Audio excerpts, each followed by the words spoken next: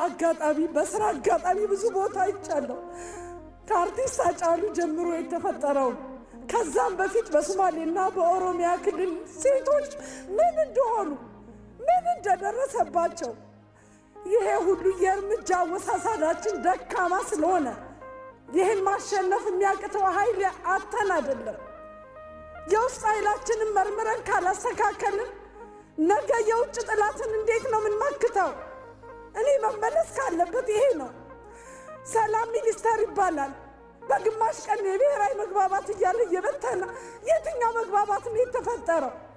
ተቃዋሚዎችም እኮ እያሉ ነው ምርጫ ታካሂዱ መጀመሪያ እንግባባ እያሉ ነው።